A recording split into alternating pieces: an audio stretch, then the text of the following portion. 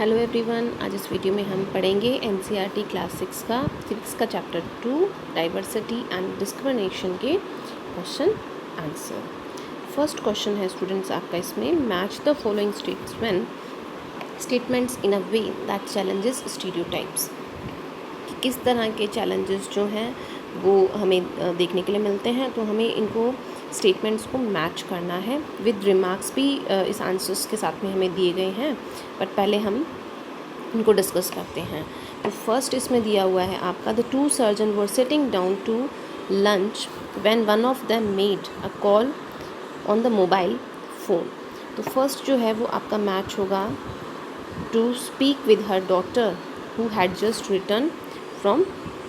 School. अब इसमें remark जो दिया गया है वो क्या है, many people have formed a stereotype that people living in cities. कई लोग जो है ऐसा सोचते हैं कि जो लोग शहरों में रहते हैं और having influent jobs like surgeon are busy, और जो इन्फ्लुएंट जॉब करते हैं जैसे कि कोई डॉक्टर है वो बहुत बिज़ी होते हैं। Do not give time to their family, तो वो अपने परिवार को टाइम नहीं देते हैं। बट दिस एग्जाम्पल, लेकिन ये जो एग्जाम्पल हमें दिया गया है प्रूव्स, ये साबित करता है that feelings for the family, कि एक परिवार के लिए जो भावनाएं होती हैं are universal and the surgeon wanted to talk her daughter, और वो सर्जन जो है वो अपनी डॉटर से बात करना चाहता है और वो बात करते हैं चाहे वो कितने ही बिज़ी क्यों ना हो। सेकंड इसमें आपको मैच द कॉलम में दिया हुआ है, the boy who won the drawing competition went to the dais, वो डाइस के पास जाता है और कैसे जाता है, on a wheel chair to collect the prize, यानी व्हील चेयर पे वो जाता है अपना प्राइज़ कलेक्ट करने के लिए। अब इसमें रिमार्क में हम बताएंगे कि this challenges the stereotype that crippled children, कि जो इस तरह के बच्चे होते हैं जो हैंडीकैप होते हैं, आर गुड फॉर नथिंग, ऐसा माना जाता है कि वो अच्छे नहीं होते। But the truth is that, लेकिन सच्चाई ये है, दे हैव ओनली वन और प्रोबेबली टू डिफेक्टिव ऑर्गन्स, कि उनका एक या दो ऑर्गन से डिफेक्टिव होते हैं। But they can still use their mind, लेकिन वो अपना दिमाग इस्तेमाल करते हैं, अपना टैलेंट इस्तेमाल करते हैं, and win prices like this boy, और इस बच्चे की तरह वो प्राइजेज़ को जीतते हैं। थर्ड इसमें दिया है, one of the fastest athlete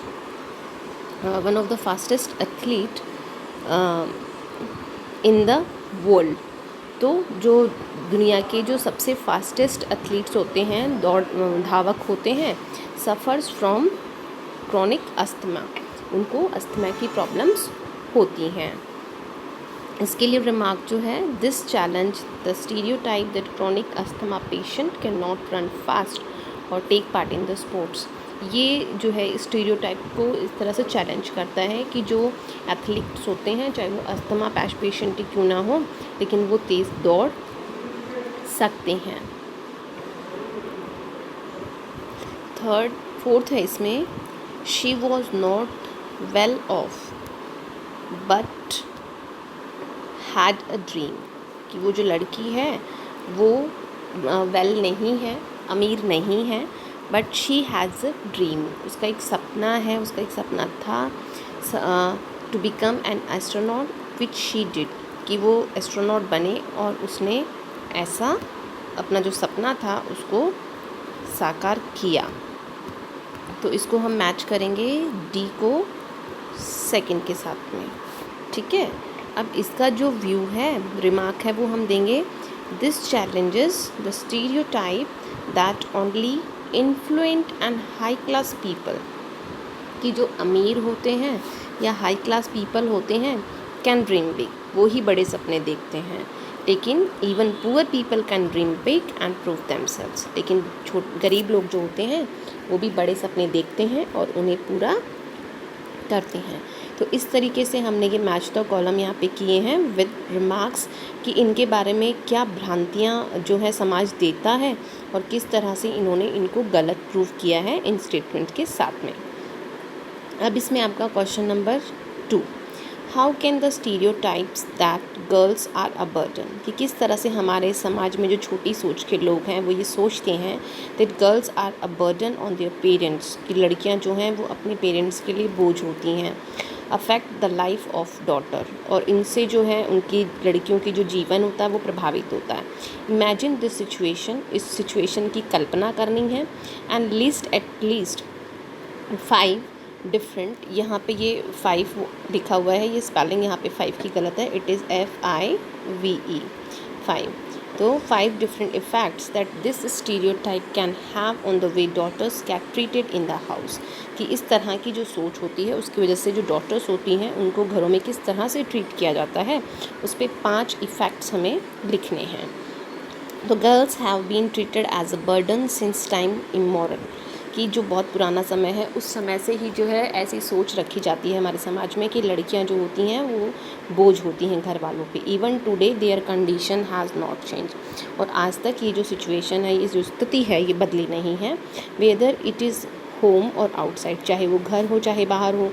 they are not given due opportunities, उनको अवसर नहीं दिए जाते हैं।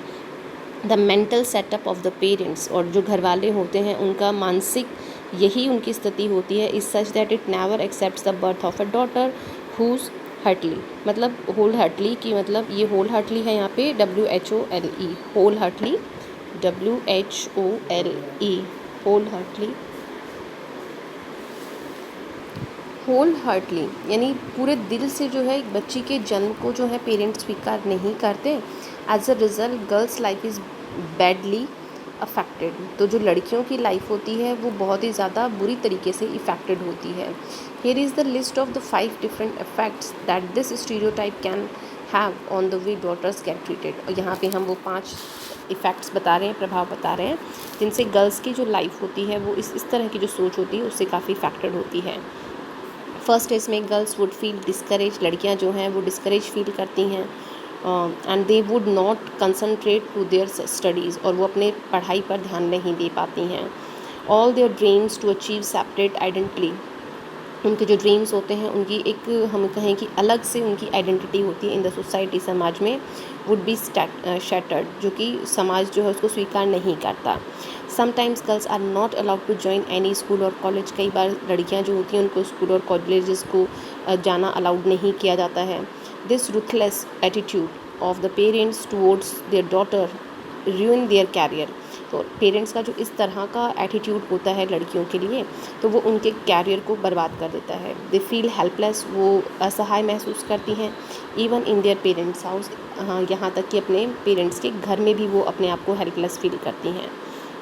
फोर्थ हम कहें कि even marriage does not bring fortune to the girls all the time, कि ज़रूरी नहीं है कि शादी जो है वो लड़कियों के लिए सौभाग्य लेके आए। Some in laws prove them self good, कुछ जो इन लॉज होते हैं, सास ससुर होते हैं, वो अपने आप को बहुत अच्छा प्रूव करते हैं by giving proper treatment to the newly married girl, जो उनके घर में नई लड़की आती है उसके साथ में वो अच्छे से ट्रीट करते हैं। But most of the time, लेकिन बहुत समय हम ये देखते हैं, we find that they are ill treated in their in laws house, की जो ससुराल वाले होते हैं उनके घर में लड़कियों के साथ में बहुत गलत तरीके से ट्रीट किया जाता है। They are subject to exploitation, और उनका वहाँ पे शोषण किया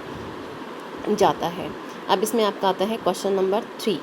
what does the constitution say that regard to equality, समानता के लिए जो हमारा संविधान है वो क्या कहता है। Why do you think it is important for all the people to be equal, आप ऐसा क्यों मानते हैं कि सभी लोग जो हैं वो बराबर होने चाहिए, इक्वल होने चाहिए। Our constitutions provide that the state shall not discriminate against any citizen on the basis of religion, race, caste, sex और रीजन्स, कि हमारा जो कॉन्स्टिट्यूशन है, तो हमारा कॉन्स्टिट्यूशन जो है ये प्रोवाइड करता है कि कोई भी राज्य जो है वो किसी भी तरह का भेदभाव नहीं करेगा किसी भी नागरिक के साथ ऑन द बेसिस ऑफ धर्म के नाम पे, जाति के नाम पे, रंग के नाम पे, या सेक्स के नाम पे, या क्षेत्र के नाम पे, किसी भी तरह का किसी भी नागरिक के साथ में भेदभाव नहीं किया जाएगा। और यह बहुत ही इम्पॉर्टेंट हो जाता है for all the people to be equal, कि सभी लोग जो हैं वो एक समान हो, because only then our society would develop in true sense of the term.